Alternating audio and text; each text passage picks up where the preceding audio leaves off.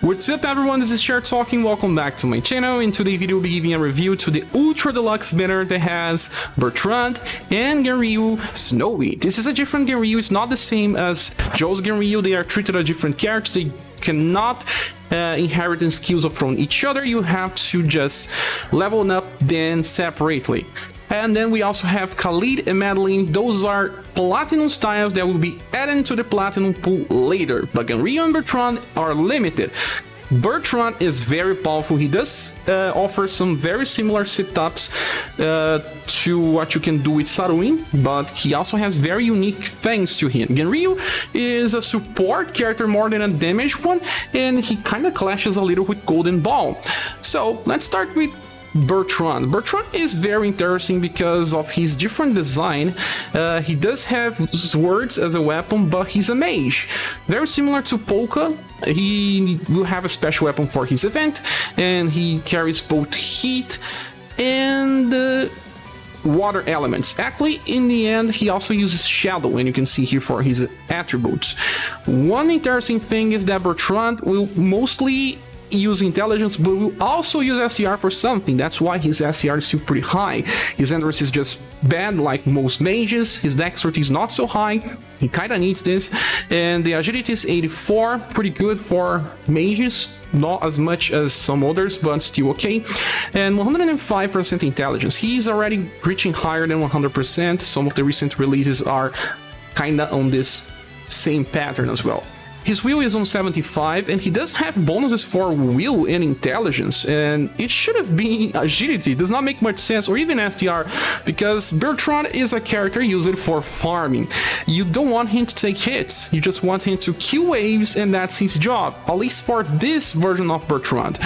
Well, his first passive is Inner Fate, and then he lands an attack that kills a target, he will recover 5 EP. Does not matter how many enemies he kills in that particular wave, with that particular attack, you always only recover 5. But there's a trick into this passive that I'll talk more about later, because he has a chase attack that can activate this passive twice, but depends on the situation.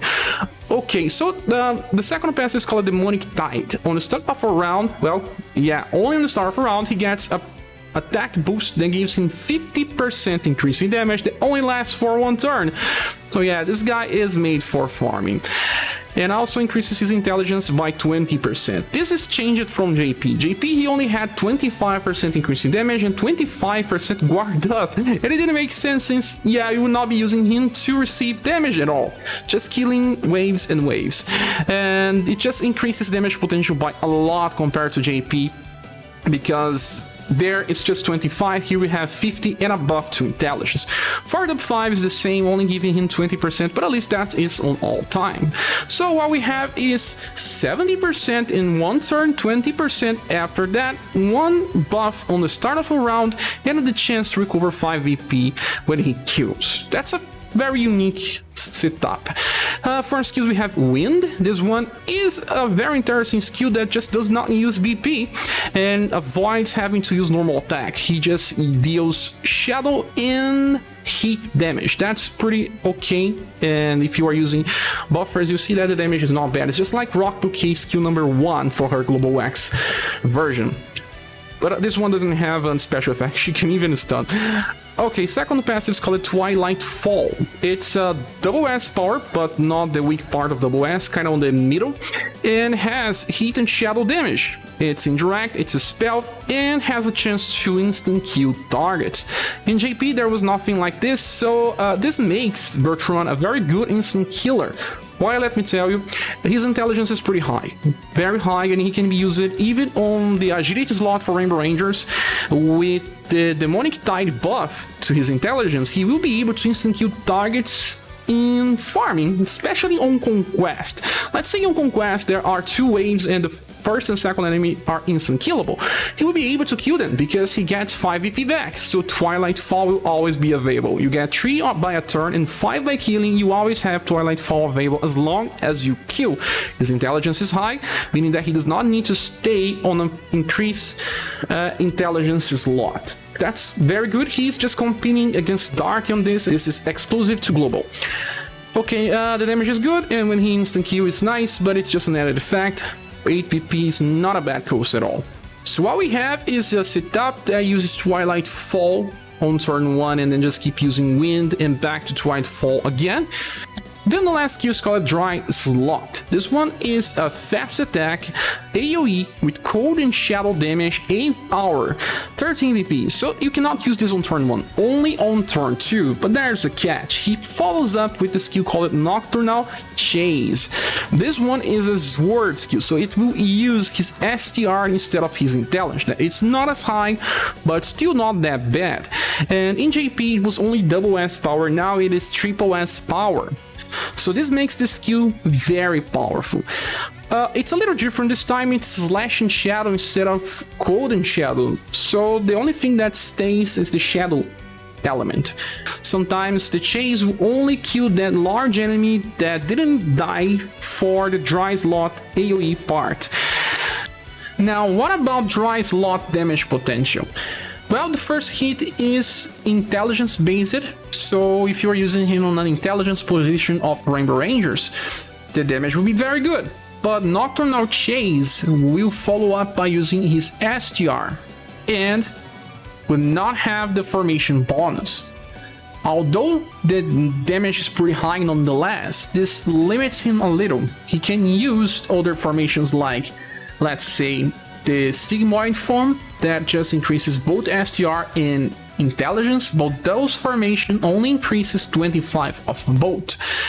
Saying that even through the combination of both attacks are pretty busted, even reaching Rufus levels, it's not easy to get the highest potential of both hits. You have to decide. If you want a higher single target damage, you can just place it on an STR position with 50% increase, or if you want the first hit to be stronger, you can place it on an intelligence one. That's what you have.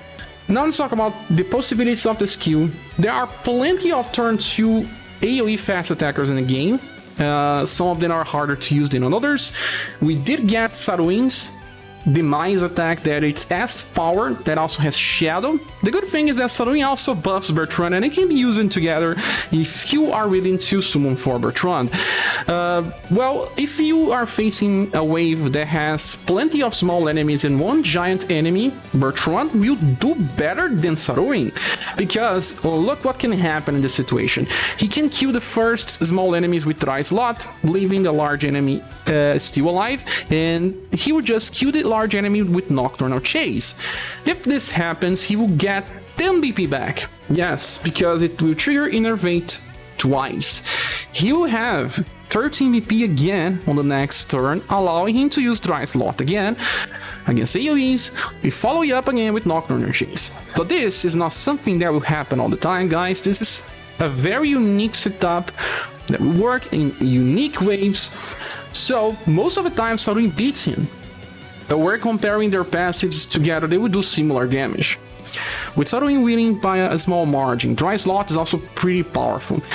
So if you just summon it for Saruin, you don't really need Bertrand and Saruin together. Yeah, Saruin buffs Bertrand. In some scenarios you can use them together. You can even bring Joe to kill the first wave, then Bertrand kills the second or the third, and then Saruin kills the another. But because they are both turn 2 fast attackers, they are a little more restricted than some other characters. His Twilight Fall and Wind setup is nice, but it's also replaceable. Although Bertrand may work super well when used correctly, he is not widely universal. He does not work well against boss fights, while Saruin does work well, and in my opinion, Saruin is the best character. But this does not make Bertrand bad. He's actually, in my opinion, a double S tier character, but you need to understand how he works and if you are gonna use him for what he is made of. Now we need to talk about the future prospect of Bertrand. In Global we still don't have his S style, it will be released on the next story update, and there is a future style of him as well. Okay, for the S style, he does have access to some skills like Aqua Drop, that is 3 BP, meaning that he can just keep using Aqua Drop after using his skill number 3. Then Flame Whip Plus gives him a medium chance to paralyze. Since he opens with an intelligence buff, he will paralyze well, but it's only single target. The damage is also pretty good with 8 power. This will also allow everyone to amplify Flame Whip when it's available. There's also having a nerf attack. This one will be amplifiable in the future for S power, but this one is a physical attack and he was not exactly built for that. Well, let's talk about the second style of him, and it does have higher status all around, save for will. He still gets bonus for will, I don't know why. The first skill will be similar to the first one as well. It's just in this time cold and shadow instead of heat and shadow, but the power is the same. Then the second one is Cryo Size. This is a 8 PP skill that deals Cold and Shadow B power 21 modifier. The modifier is kinda low on the B power part, but if you inherit Cryo Size into the current version of Bertrand and he kills a target, you would just be able to use Cryo Size again. With 70% modifier, this will be very easy to clear some types of waves, Zwing Coliseum, things like that, but he needs to kill a target and he will need a high agility. And the last dominant blaze is the delayed attack that can be inherited so that he will skip wave 1 if you clear the wave 1 with other characters. This style of him is better for boss fights because it recovers HP and BP when attacking. Has only 1 damage passive but can counter with Mirage Blade Plus. I don't know if they will change this for the future, but this is more stable for boss fights if you want him to. Returning here, I do believe that Bertrand is pretty powerful. Very, very powerful. It's just that this banner does not help him. These other characters are either not limited or not so good. And the not so good one is this Snowy Genryu. Now, as for this Genryu, he's a support unit that kind of uses all of his stats, save for dexterity, since martial arts don't use dexterity. He has high STR with bonuses, even higher agility with bonuses as well. 102 is pretty nice. He does have high will instead of high endurance. His endurance is pretty bad, and arrows for will, so that he's mostly used with mages. His intelligence on 60%. He does use this for debuff, and love and charisma a little above the average. With abilities, the first one is Breath of Invigoration 1. When landing an attack, he recovers HP, that should be around 150, and also 1 BP. We saw plenty of this in recent characters. This was not the same in JP, he only had a standard 25% chance to heal that was pretty bad. I'm very glad that they changed it. 1 more BP makes this guy better, but still not as much. The second one is Soul of Martial Arts, that increases his damage by 15% and also decreases damage by 10%. It's not what I wanted as well, because his status are not so good, Endurance and Will anyway, but if you want him to survive, 10% less damage is kinda okay. Then he gets Overtension, and it makes sense because he's a supportive unit that just wants to do a little more damage on Overdrive, so 15% at all times, 30 on combo, and 45 on Overdrive. Effectively 30% at all times, 45 on combo, and 60 on Overdrive, with 1 more BP and a small healing every time that he attacks. Okay, for skills we have Hail. The first one is an AoE attack with E power 9 modifier. It's pretty cheap and also pretty weak. Not so bad, it's good because he's an agility character that will be used on agility for range ranges if you want him to farm. But he's not a good character for farming. Then the second skill is Frostburn, a 6 PP skill that deals AoE damage, this time heat as well, heat and cold. D power 11 modifier, it's pretty weak.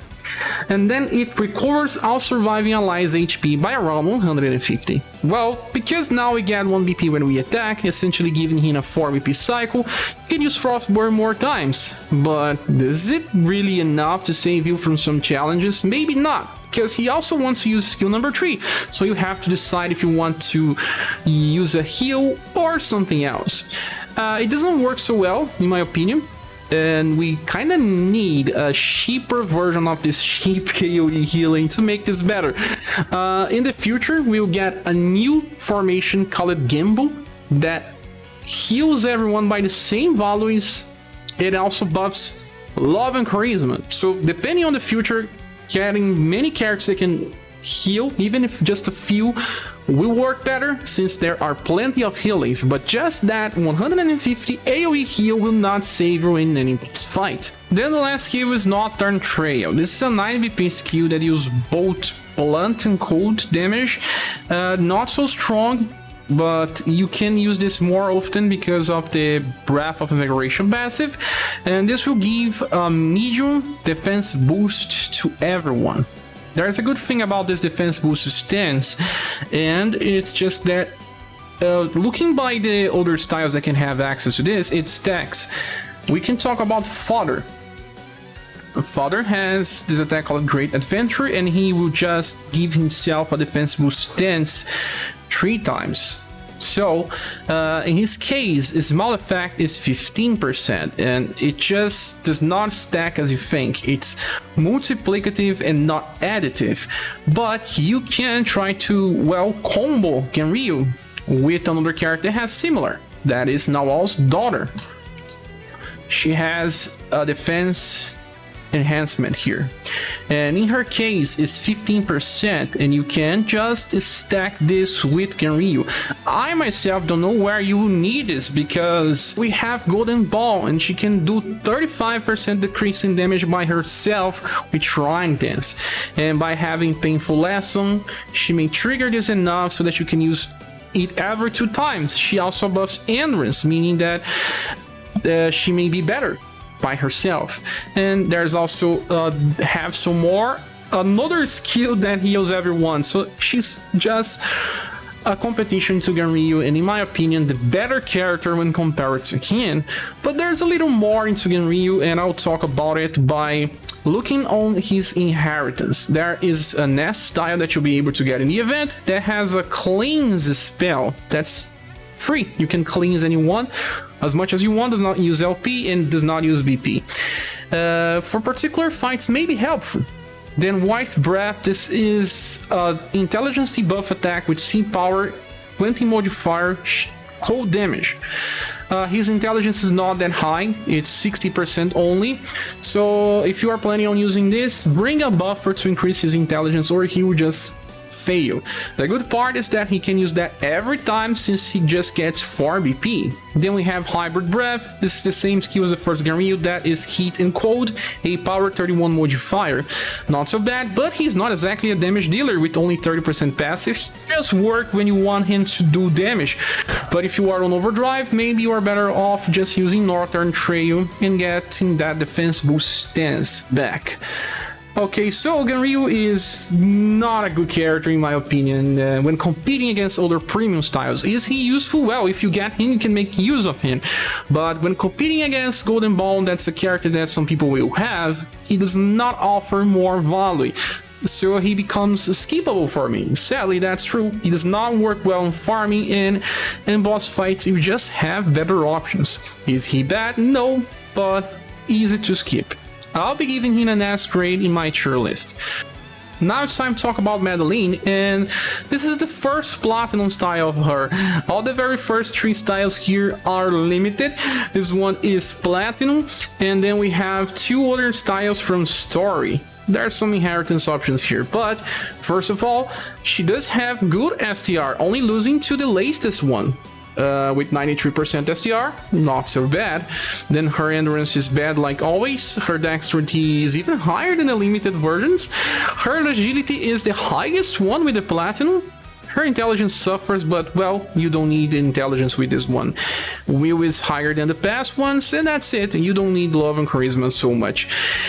This Madeleine is focused on STR and agility. Even if she has arrows for will, her bonuses are for both STR and agility, and that is pretty good. On the first passive we have Slash Blitz. On the start of a turn, she will give every surviving ally a 10% increase in slash damage. Well, this is a premium passive. Well, a character like Mikhail has it for Pierce, and yeah, he was a Global X style, and she has it with the Platinum style. And if you are using it on raid, it will just increase the damage for 3 turns. Very nice. Then the second one, Sword Prowess 3, when attacking with Sword, gets 15% increase in damage. The last one being Overtension, giving her 15 on all times. 30 on combo and 45 on overdrive. So what we have in the end is 30% at all times, 10% more for 3 turns, and then more with combo and overdrive. For our skills, we have Thunderblade being the first one. That's actually a very good skill. Sheep, 2BP, Deep Power, and Slash and Lightning. Second one is Lightning Strike. That it's just RNG thing. It's Slash and Lightning may hit between 1 or 2 times. This is essentially the same thing that you can do with Fuse, his second version, as a similar attack, but cheaper. With him, it's just 5 BP for a chance of a double attack. In her case, it's 6 BP for the same chance, a little higher modifier, but kind of the same thing. It's too much RNG for me, to be honest. I'm preferring to use some other skills than this one.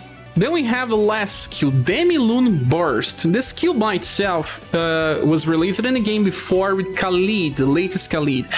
It's an AoE attack with both Slash and Lightning. It's good because we don't have that many sources of lightning, but it can be amplified into Demi-Lune Burst Plus, that after using the first part of the skill will trigger Demi-Lune Echo. This attack is S power and it's also Slash and Lightning. It will use the same skill rank as Demi-Lune Burst. And guys, this Madeleine, while being Platinum, will beat the damage of another character that was limited, and a UDX character even, Gwen. Yes, Gwen has Roaring Thunder, that's 10 BP as well. He opens with B power AoE, and then he uses a single target attack, but at least he can inflict Paralyze. But it's just higher damage than Gwen, a UDX character. Yes, that's true. We just got a Platinum style that's just as good as a UDX character. The only thing that she loses to Gwen is that she does not have a sheep AoE, and Gwen can just keep using AoE because of Cracked Lightning. And in his case, it's Blunt and Lightning here. And Madeleine hits for 2 elements with her skill number 3, while Gwen only hits for 1. Yes, that's a very interesting thing. Another thing that needs to be considered is that single target potential of Demi-Lune Burst if you are using only against one enemy, and it will be as strong as a triple S attack. A B plus S power combined will reach as much as triple S, and so when you are hitting more enemies, it's just a plus. The damage capabilities for single target are amazing as well. Inheritance, we don't have that many options. I do believe that we have Lone Moon is her cheapest AoE. Another interesting inheritance is that Luna Fulgur from her 1.5 anniversary style. Luna Fulgur is pretty powerful, but it comes with recoil damage that keeps her on very low HP. But this version of Madeleine that comes with Luna Fulgur only has 1 damage passive, being Overtension. She self-buffs and self-heals with low values. But in the end, depending on the situation, if you are only attacking enemies for 1 turn, you want to use this Madeleine instead. She gets 40% damage and also buffs the other remaining characters for slash damage. So this is pretty interesting in my opinion, but you do need a premium style inheritance. But just defying premium styles by herself, even for inheritance, is not something you see every day. And in the very far future, we also have Tornado Blade Plus, that it's a double S power attack that can be used on turn 2. Yes, double S power, but we are still far from that. But this Madeleine will be the best version of her to use it. So in my opinion, this Madeleine is pretty good, and she deserves a high place, like on the end of the double S tier or on the very top of the S tier. It's still a little undecided, but I'm impressed for a Platinum style. Time to talk about Khalid, and we do have 4 different SS styles of him now. The first one is Platinum. This is a tank limited one. This one was released with first Build, and now we have this another Platinum. And it does have good status, 98 STR, and then endurance it's 75. Just does not beat the tank version, has the highest dexterity of them all. That is a very important thing. The other ones had terrible values for dexterity. Agility is on 74, it's not as fast as Madeleine. Intelligence is higher, but does not matter. Then his will is 82%. meaning that he does not take so much damage as some other attackers, with Love and Charisma being very low volleys. Then he has arrows for STR and Dexterity, but bonuses are for Agility and STR. Well, for passives we have STR Well Tree. On the start of a round he will buff his own STR by 20%, but it's only on the start of a round. You see more for farming and maybe raids, but not for long fights. Dar Amp increases his damage by 15%, and when not on full HP increases by 10% more, reaching as much as 25, and reduces damage all times by 10%. Battle Tension gives him 15% at all times and 1 more BP on the start of a fight. So 30% at all times, 40% when not on full HP, 10% less damage at all times, and a buff on the start. Not so bad for a Platinum style. First use Ki, this is the same as Asalus and also Golden Ball, gives him Morale Up and Guard Up, that decreases damage by 25% and increases his damage by 25, recovers BP by 1. Then the second attack is Lunar Slash, C powered, not so high, only slash, and at least it's fast. So he enters a defensive counter stance. It's not an evasive counter stance, so he takes damage. That's why sometimes using Ki first may be better, so that he decreases with Guard Up. And he will counter attack with Lunar String. Lunar String is Slash and Lightning. So strange, huh? It will also try to debuff STR, and that he will use his intelligence, but his intelligence is pretty average, hard to hit current enemies. Very specific situations that this will work, and in very hard challenges you need to bring buffers and maybe buff him for 2 turns straight in order to manage to debuff the enemies. The damage is not so high, so he's not a very good counter attacker when compared to the other options we have in the game. Well, his last attack is Supreme Thunder, 9 BP skill with slash and lightning damage, B power 25 is not so bad. It's the same one as 1.5 anniversary Madeleine. She has this skill here. Yes, Supreme Thunder. It will do more damage with Khalid since he has better passives than this Madeleine here, so it's okay, but I still prefer the Demi-Lune Burst plus that it even has a chase. Another interesting fact is that there is a limited version of Khalid with access to Demi-Lune Burst, and this one is stronger than the current Platinum because of buffing all surviving allies slash and lightning damage. So you will not be using the Platinum one, different than Madeleine that got a very strong Platinum style. I don't know why they do that, just for Khalid, please. I don't like this style as much as Madeleine, and they are competing because they do slash and lightning. Lunar Slash is not as interesting because of the very low damage. You can try to debuff STR with this Khalid, but it will be kinda off a bet. If there are multiple targets, you will just have difficulty surviving unless you bring Empress Shield, so I see a lot of limited usage for him. Another inheritance that he can use is Mirage Blade Plus. You need to amplify this coming from his S style. Because of Battle Tension, he can open with Supreme Thunder on turn 1, and if you are facing a 3-wave stage, he can use Mirage Blade on turn 3. That's what he can do. It's not so bad, but still a little lacking. I believe that he deserves low-end S tier in the tier list. Now returning to the banner image, is this banner worth summoning for? To be honest, not so much. It loses to both Hilda and Saruin's banner, although in my opinion Bertrand is better than both Hilda and Katarina. Bertrand itself is the only character that someone needs to summon here. In Saruin's banner, Saruin and Nadar are pretty good, so both past UDX's banner have 2 good characters. While Genryu is not exactly bad, he fails to offer something better than a character that's pretty popular, that is Golden Ball. Now, if this banner had a limited Madeleine, that would be much more value. But this Madeleine is not limited, she's Platinum, she is just as good as any premium style in my opinion, but you can get her later with Platinum tickets. This Khalid is not so good, so you can just wait even more to get him. With that said, I believe that this banner deserves a bronze award. I'll probably pull because Bertrand is powerful for farming and pretty unique. I'm always chasing fast attackers, but here you may have to spend 45,000 gems for only one character that will really matter in the end, since Madeleine is not limited. But that's my opinion. What is yours? Please say here in the comment section, are you planning to pull? I wish you luck, and I'll also be live during the update. Hope to see you soon in the next video. Bye.